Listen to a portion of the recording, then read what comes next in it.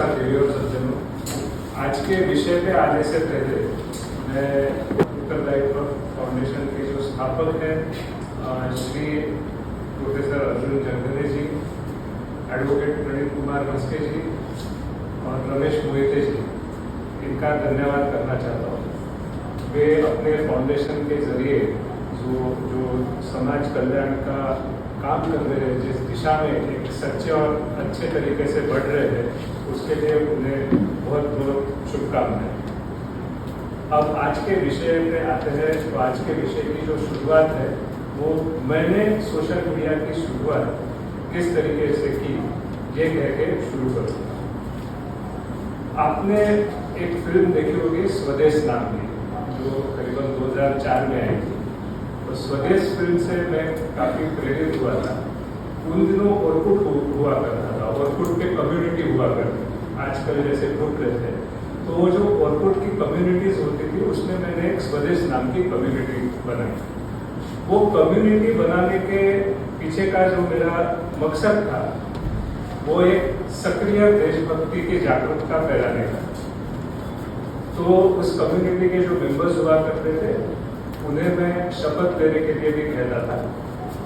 और वो जो शपथ का पूरा स्वरूप था, वो स्वदेश फिल्म में दिखाए गए जो सिद्धांत है, उस सिद्धांतों पे ही आधारित था। अगर आपने स्वदेश फिल्म नहीं देखी होगी तो मैं आग्रह करूँगा जरूर देखिए। वो जो मैंने कम्युनिटी बनाई थी, उस पर तरह तरह की चर्चा हुआ करती थी देश की समस्याओं को लेकर, लेकिन वो चर्चा काफी संवेदनशील हुआ करती, जो शायद आज के दौर में थोड़ी गुम सी गई है। अभी ऑर्कुट तो गया, वो तो बंद हो गया। फिर आया दौर फेसबुक का। किसे पता था कि फेसबुक एक तरह का कहर कर जाएगा, हमारे और आपकी जिंदगी का वो एक रोज का हिस्सा बन जाएगा। शुरू हुआ था फेसबुक पुराने दोस्तों को मिलाने के लिए, उनको कनेक्ट करने के लिए, लेकिन धीरे धीरे फेसबुक अब एक विज्ञापन का बड़ा साधन हो चुका है। सारे लोग अपनी जिंदगी की खुशियां फेसबुक पे शेयर करते हैं, या फिर ये कहना ठीक होगा कि ज्यादातर लोग अपनी खुशियों को एक विज्ञापन की मोहर बना के उसे प्रदर्शित करते हैं। ये मैं आपके विचार के लिए छोड़ देता हूँ। खैर, ऑर्कुट की जो स्वदेश कम्युनिटी थी, उसके बाद में ऑर्कुट बंद होने के बाद मैंने ब्लॉग लिखना शुरू किया। तो ब्लॉग जो एक माध्यम है, वो आप लिख सकते हैं और इंटरनेट के द्वारा आप सार्वजनिक स्वरूप में उसे दिखा सकते हैं, रख सकते हैं आपके विचार। ब्लॉग स्पॉट और वर्डप्रेस, ये दो प्रचलित वेबसाइटें हैं जिस पे आप ब्लॉग कर सकते हैं।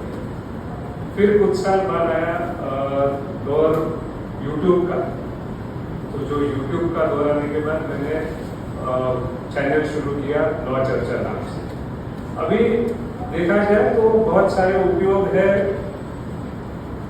इसके, सोशल मीडिया के, जो पहले के वक्ताओं ने भी कहे, किंतु इनमें से दो महत्वपूर्ण उपयोग जो है, वो एक है विचार समाज तक पहुंचाना, और दूसरा समस्या का समाधान आप सोशल मीडिया के माध्यम से कैसे कर सकते हैं। किसी समस्या का समाधान या कोई कानूनी उल्लंघन आपने देखा हो, तो आप क्या करोगे? क्या करते थे? पुलिस हेल्पलाइन की यूज करते थे, उसे कॉल करते थे।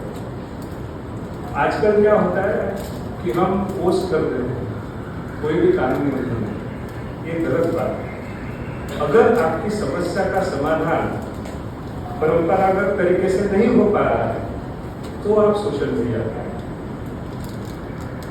परंपरागत तरीके से मुझे एक बात याद आई, आज सुबह की बात है। मेरे एक मित्र है, उन्हें मैंने अखबार में का एक न्यूज़ जो थी वो भेजी व्हाट्सएप से।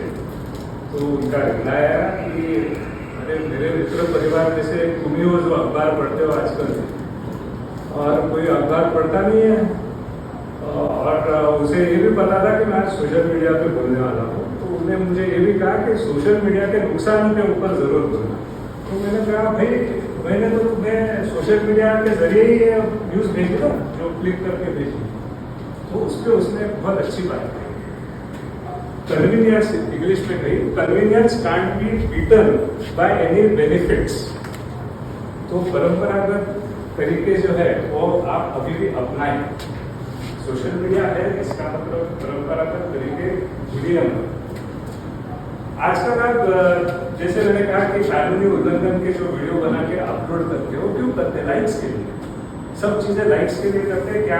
अभी इन्होंने भी थोड़ी देर पहले बताया कि ये जो नालन है उसमें जो काम हुआ है वो क्या लाइक्स के लिए हुआ था? नहीं, वो कुछ समाज कल्याण के लिए हुआ था। किंतु सोशल मीडिया पे ज्यादातर हम देखते हैं लाइक्स के लिए काम, तो वो ना कीजिए। लाइक्स मिलने के लिए तो हमारे पास आबादी इतनी है कि मार्केट किसी भी चीज के लिए मिल जाता है। कुछ भी दिखा दीजिए, आपको मार्केट अवेलेबल है। खैर, अगर आपकी समस्या परंपरागत तरीकों से नहीं सुलझती है तो आप सोशल मीडिया पे जब आते हो तो फिर सोशल मीडिया पे, जैसे इन्होंने पहले के वक्ता ने ये भी कहा कि पार्किंग को लेकर कुछ हुआ था, तो अगर आपको ऐसा कुछ है तो पार्किंग का जो आप उन्होंने बताया अभी कि आप टैग कीजिए।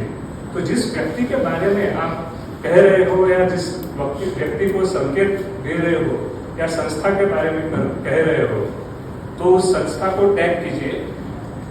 आपकी समस्या संक्षिप्त रखें ताकि पढ़ने वाले को भी आसानी जाएगी और उस पर जल्दी उपाय हो सकता है। अब बात करते हैं समाज तक पहुंचाने की। हमने अभी ये समस्या कैसे सुलझा सकते हैं इस बारे में बात की। अब आपके विचार जब आप समाज तक पहुंचाने का प्रयास करते हैं समाज माध्यम से, आप अगर कोई YouTube चैनल बनाना चाहते हो या कोई रील बनाना चाहते हो, तो सबसे महत्वपूर्ण यह है कि आपका उद्देश्य क्या है वो बनाने के पीछे। आप किस उद्देश्य से बनाना चाहते हो वीडियो, विचार कीजिए। अगर आप एक पक्ष के साथ कोई विचार रख रहे हो या निष्पक्ष होकर रखना चाहते हो, आप क्या करोगे? एक पक्ष के साथ विचार रखोगे या निष्पक्ष तरीके से विचार रखोगे? निष्पक्ष। अच्छा, ठीक है। तो ये बहुत कठिन है। कभी ऐसा होता होगा कि अगर आपके विचार लोकप्रिय विचार से थोड़े अलग हो, जैसे उदाहरण के तौर पे आजकल LGBTQ का बहुत दौर चल रहा है, उनके बारे में काफी विचार प्रकट किए जाते हैं, और अगर आप LGBTQ के विरुद्ध कुछ विचार रखते हो तो फिर शायद आपको खुले विचार का नहीं है ये आदमी, ऐसा कुछ कहा जाएगा। और ये आपके भी जहन में आता होगा, आपकी भी भावना होती होगी कि अरे मैंने ये कह दिया, आप मेरे बारे में लोग क्या सोचेंगे, मैं कहूँ या ना कहूँ। लेकिन जब हमारे विचार लोकप्रिय विचार से अलग होते हो तो व्यक्त करने में संकोच करना चाहिए या नहीं करना चाहिए? आप संकोच ना कीजिए। आपको अगर आपके विचार समाज तक पहुंचाने हो तो आपको आपका पक्ष रखना ही करना है, आपको आपके पक्ष के साथ जाना होगा। ये मेरा विचार है, आपका विचार अलग हो सकता है, तो आपके पक्ष के साथ जाइए। किसी को विरोध करना हो तो जरूर कीजिए, लेकिन एक बात याद रखिए और बहुत उसका ख्याल रखिए इस बात का कि किसी भी व्यक्ति के बारे में कोई अपमानजनक या कोई संस्था के बारे में कोई अपमानजनक बात आप ना करें। विरोध में बोलना एक बात है और अपमान करना अलग बात है। बहुत सहजता से आप कोई भी चीज कह सकते हैं, लेकिन आजकल का दौर ऐसा है कि एक इंस्टिंक्ट जागृत हो जाती है कुछ लिखते समय, मुझे लिखना है, मुझे इसका विरोध करना है, कट्टर तरीके से विरोध करना है। नहीं, आपको सहजता से विरोध करना है, किसी भी व्यक्ति या संस्था का अपमान करे बगैर। अभी यहाँ आपका ध्यान में भारतीय संविधान और भारतीय न्याय संहिता के कुछ सेक्शंस है, उनकी तरफ लाना चाहूँगा। Freedom of speech and expressions का अधिकार हमें संविधान के आर्टिकल 19 से मिलता है, पर हमें उसी आर्टिकल 19 के क्लॉज 2 को इग्नोर नहीं करना चाहिए, जो कहता है रीजनेबल रिस्ट्रिक्शंस। तो भारत में जो अभिव्यक्ति का स्वातंत्र है, जो अधिकार है, वो आर्टिकल 19 क्लॉज 2 के तहत उचित प्रतिबंधों से अधीन है। ये प्रतिबंध मतलब क्या? रिस्ट्रिक्शंस। तो क्या है ये प्रतिबंध? राज्य की सुरक्षा की रक्षा करना। आपको ध्यान रखना है कि आपका वक्तव्य राज्य की सुरक्षा को हानि ना पहुंचाए, सार्वजनिक व्यवस्था बनाए रखना और हिंसा या विद्रोह को भड़काने से रोकना। ये भी आपको ध्यान में रखना है कि आपका वक्तव्य या आपका पोस्ट ऐसा ना हो कि हिंसा भड़का रहे हो, कोई विद्रोह फैला रहे हो। विदेशी देशों के साथ मैत्रीपूर्ण संबंध बनाए रखना। पड़ोसी देशों के बारे में अनाप शनाप बोल देते हैं, अपमानजनक बोल देते हैं, कुछ भी वो सही नहीं है। आप ऐसे पोस्ट रीजनेबल रिस्ट्रिक्शंस के दायरे में आते हैं, आपने नहीं करने हैं ऐसे। न्याय प्रशासन में हस्तक्षेप करने वाले भाषण भी आपने नहीं करने, जिसे कंटेम्प्ट ऑफ कोर्ट कहा जाता है। शिष्टता और नैतिकता का भी यहाँ जिक्र है रिस्ट्रिक्शंस में। आजकल के कुछ पोस्ट या रील्स आप देखें तो काफी ऐसे पोस्ट है जो शिष्टता और नैतिकता से तो परे है। अभी किसी पॉडकास्टर ने विनोद बुद्धि से किसी से सवाल पूछ दिया अपने माता और पिता के संबंधों के बारे में। वो सवाल भी ऐसा था कि आज मैं उदाहरण के तौर पे उसे कहने में भी संकोच कर रहा हूँ। मामला सुप्रीम कोर्ट तक गया था, आपको शायद पता होगा वो मामला क्या। तो ये भी एक असंवैधानिक ही है। ऐसे विचार नहीं रखने चाहिए सोशल प्लेटफॉर्म पे। आपको जो मैंने रीजनेबल रिस्ट्रिक्शंस बताए वो नहीं भूलने चाहिए। और एक डिफेमेशन है, वो भी एक रीजनेबल रिस्ट्रिक्शन। किसी व्यक्ति की प्रतिष्ठा को नुकसान पहुंचाने वाले झूठे बयान को पोस्ट ना करें। बहुत महत्वपूर्ण एक रिस्ट्रिक्शन है आखिरी का, कोई ऐसा भाष्य जो दूसरों को अपराध करने के लिए प्रोत्साहित करता हो, ये भी आपने नहीं करना है। कुछ देर पहले वक्ता ने कहा कोई एक इंसिडेंट जिसमें ऐसा कुछ दिखाया जाता है कि कोई आईटी सेल है, वो ऐसे वीडियोस बनाता है, अपराध करो, हम ऐसा अपराध कर देंगे, हम वैसा अपराध कर देंगे, धमकियां देने के लिए। ये सब रीजनेबल रिस्ट्रिक्शंस में आते हैं। हम देखे जाएंगे, अगर ये रिस्ट्रिक्शन में पढ़ रहा हूँ, पूरा सोशल मीडिया ही मेरे ख्याल से असंवैधानिक तरीके से चल रहा है आज। डिफेमेशन की मैं फिर से बात करूंगा, क्योंकि डिफेमेशन ये भारतीय न्याय संहिता के तहत भी एक गुनाह माना जाता है। आपने अगर किसी की प्रतिष्ठा या गरिमा को चोट पहुंचाई हो पब्लिकेशन द्वारा, तो वो एक गुनाह है। तो ख्याल रखिए, अगर किसी भी व्हाट्सएप ग्रुप पे आप चर्चा कर रहे हो, मेरे अनुभव में मैंने देखा है कि हाउसिंग सोसाइटी के जो व्हाट्सएप ग्रुप होते हैं उसके ऊपर काफी चर्चा होती है, वाद विवाद होते हैं, उसका रंग रूप ऐसा हो जाता है कि कोर्ट तक मामला पहुंच जाता है डिफेमेशन की वजह से। तो ऐसा ना करें। अभी आपको ये भी सोचना होगा जब आप विचार रख रहे हो कि आप किन लोगों तक पहुंचना चाहते हो। आप जो समाज तक पहुंचना चाहते हो वो समाज क्या है। उदाहरण के तौर पे आप खाने की अगर वीडियो बनाने चाहते हो तो आपको ये समझना होगा कि आपका श्रोता वर्ग कौन सा है। उस हिसाब से आपको आपकी रचना करनी होगी वीडियो की। आपको महाराष्ट्र तक सीमित रखना है आपके विचार को, या देश तक ले जाना है, या अंतर्राष्ट्रीय स्तर पे ले जाना है। इस पे निर्भर करेगा कि आप मराठी, हिंदी या अंग्रेजी के भाषा का प्रयोग करेंगे। मैं ज्यादातर अंग्रेजी भाषा का प्रयोग करता हूँ, क्योंकि उस भाषा में मैं खुद को सटीक तरीके से अभिव्यक्त कर सकता हूँ। तो मैं अंग्रेजी भाषा का ज्यादा प्रयोग करता हूँ। भाषा पे जोर देना बहुत जरूरी है। ये क्यों? क्योंकि एक शब्द पूरा मतलब बदल सकता है। थोड़ा ध्यान रखिए कि आप आपके भाषा में कोई विकृत शब्द ना यूज कीजिए। अभी जो आजकल स्टैंड अप कॉमेडियन का दौर है, आप देखते हैं गालियां, कॉमेडी के नाम पे गालियां। क्या विनोद अच्छी भाषा में नहीं हो सकता?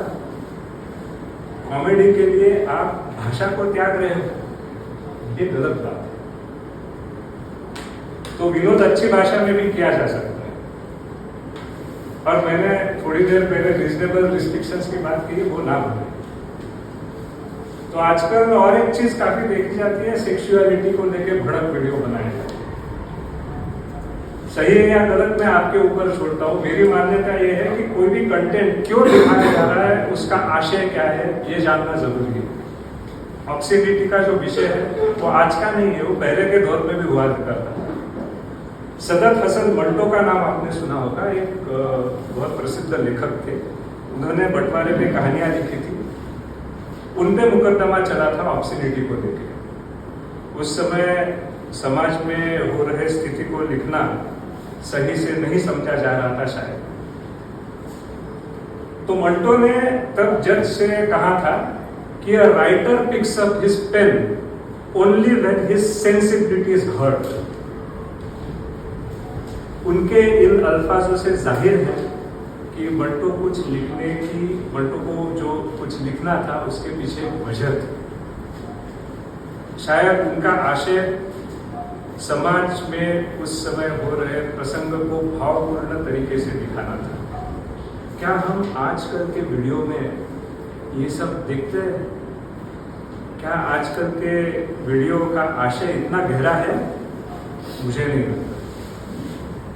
तो मेरा तात्पर्य ये है कि आपका आशय और विवेक दोनों एक सही दिशा में होना चाहिए जब भी आप कुछ सोशल मीडिया द्वारा कहना चाहें तब। एक बात ध्यान में जरूर रखिएगा कि आप जो पोस्ट करना चाहते हो, ये पोस्ट कोई भी गैर मतलब के लिए नहीं है, या फिर इसके पीछे कोई सियासी मतलब नहीं होना चाहिए, या फिर ये कोई ईर्ष्या की भावना से या बदले की भावना से नहीं होना चाहिए। अगर आप इस वजह से पोस्ट कर रहे हो सोशल मीडिया पे तो ना करें।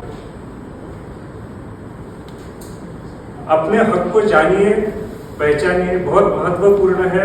आपको जो हक मिला है, फ्रीडम मिला है, वो कुछ आसानी से नहीं मिला है।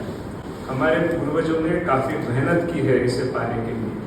तो ये जो फ्रीडम मिला है उसको पहचानिए, उसका योग्य इस्तेमाल कीजिए। मैं सदत हसन मंटो के शब्द याद करके रुकता हूँ, मुझे ये आज भी प्रासंगिक लगते हैं।